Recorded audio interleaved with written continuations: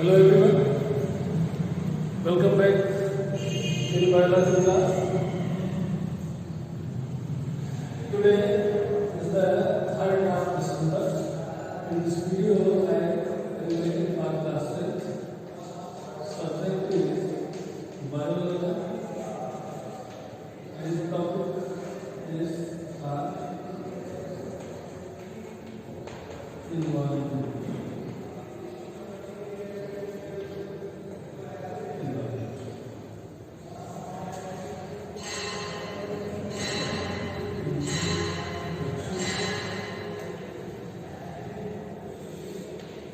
Dear students, just before some time you completed your exam, and some students were saying that some questions came out of the syllabus. Okay? But you should be prepared for this. That you are studying in class 10th, half of the chapter was there in your test, and if we are studying any topic, then we should know some things about its previous and of its advancement. Okay? Literally speaking, the environment is the immediate surrounding of any organism. What is environment?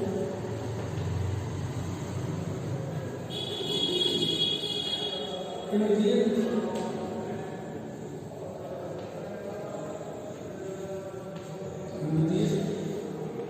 surrounding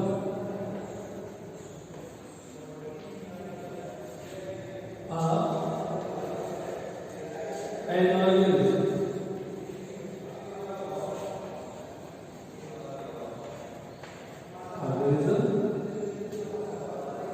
Constitute its environment.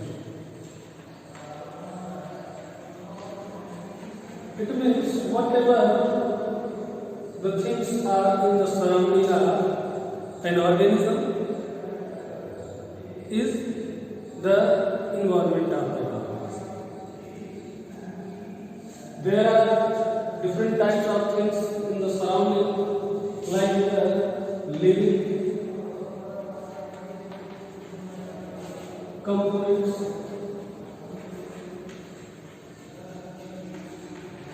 and these living components are also called biotic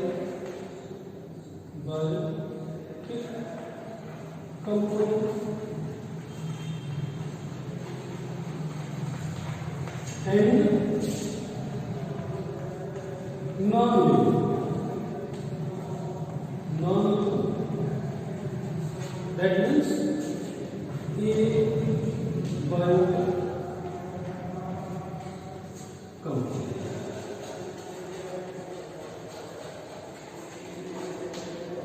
Two components per there. The students, you are knowing the living components, that all organisms, all livings, and all livings,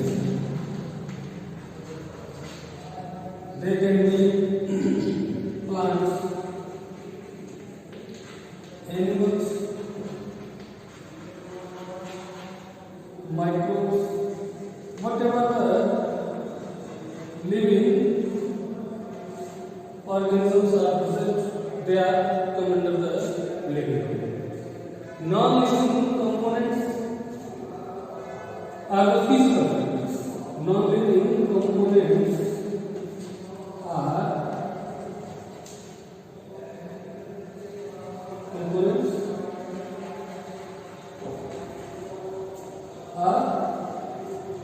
physical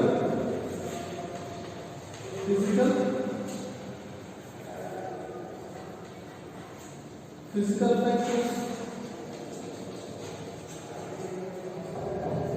Physical factors like climatic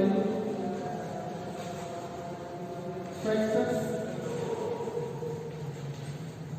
Climatic factors as you study, like you can take here the example of temperature, light, humidity,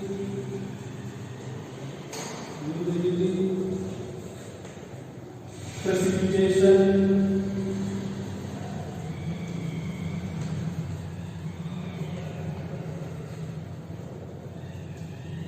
wind, water. So these are some examples of climatic factors. And second are the erratic factors. Erratic factors, you can take here the example of like soil texture,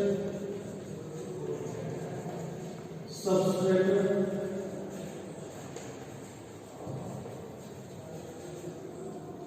these are some. Now these are some things like so environment is the literally we say that immediate surrounding of an organism constitute its environment. In immediate surrounding of an organism, there are two things, two components. There are the living components, and living components are called vital factors. And non-living components means abiotic factors. Living components include all living things, whether they are plants, animals, microorganisms, whatever they are. And non-living components like the climatic factors are the physical factors, in which include the climatic factors and erratic factors. Climatic factors include the example like the temperature, light, humidity, precipitation, wind, water, and erratic factors include pH also you can write. Okay, so these are the examples. So these living and non-living components interact with each other, influence one another, and being influenced. Means these non-living and living components interact with each other. These non-living components affect the living components and in turn influenced by the living components. Means both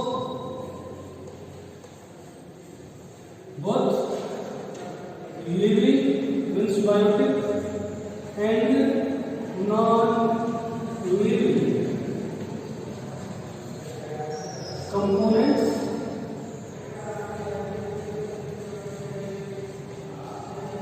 interact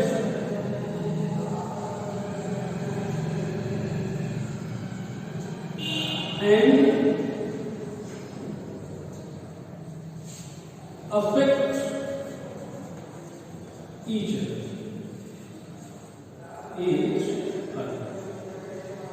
Means living components affect non-living components and living components in turn influenced by non-living components. Both interact with each other and create a balanced environment. Okay, and this is the environment.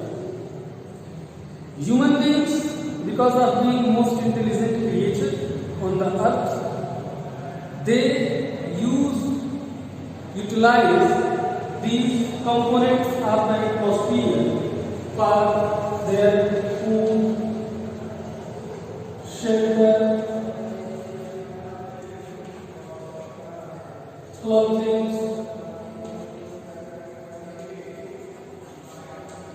transport, industry.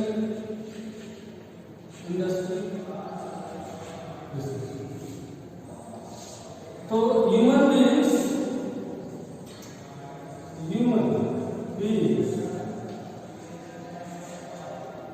utilize. Human beings utilize environment for this purpose. Okay. Now, population is increasing day by day. Technical advancement is also there. So it becomes more easier to utilize much more amount of the environment, much more amount of components of the environment for human welfare. But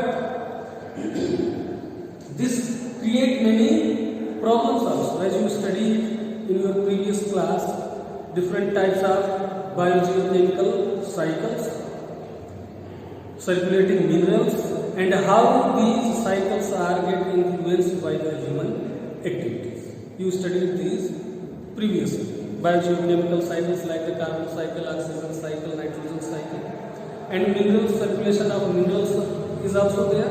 So how these biogeochemical cycles are influenced by the activity of human beings, you studied that previously. Here in this chapter, we will study about the waste accumulation.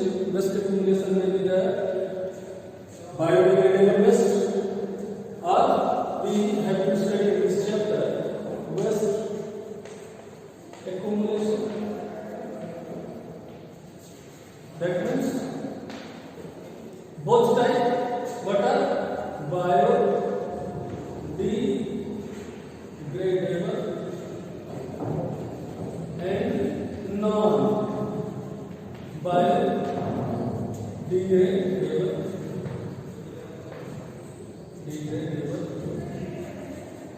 As well as we will study the depletion of ozone layer. So these are some topics which we have to study, because we studied the problems of environment in previous classes also. So we will summarize those also. Okay. So here once again I recap this. The immediate surrounding of any organism is its environment, and this environment constitutes of living and non-living components. These, because of interaction of these living and non-living components, the life becomes possible in environment. These living components affect the non-living components by their activities, and they themselves in turn influenced by non-living components. Means both interact with each other to make a environment where living organisms can survive. Human beings use these resources, utilize these resources for their food, shelter, clothing, transport, industry, etc. And because of technical advancement, because of increase in population, these components of environment are used to satisfy the grid need. Okay, that create many problems and imbalance the sustainability of the environment. Okay, because of human activities, these influence imbalance the sustainability of environment. Okay, so in this chapter we will study about the waste accumulation and depletion of the ozone layer, because in previous class you already studied how nutrients are circulated in the environment and what is the effect of human activities on the circulation of those nutrients, that is the biogeochemical cycles. Okay, here we will study the ecosystem, their types. Those who joined the live classes earlier, they know these topics already taught, but because it is video recording and we are going to start the new chapter after the exam, so I will explain all those topics which I already taught in the class. Okay, so in next term we will study about the ecosystem and their types. Ecosystem and their types. Okay, some students study this already, and if you want to show you as essential, so it will be homework for you to read, by read, because I will explain the ecosystem and their types in next video. Okay, thank you, have a nice day, and thank you for watching.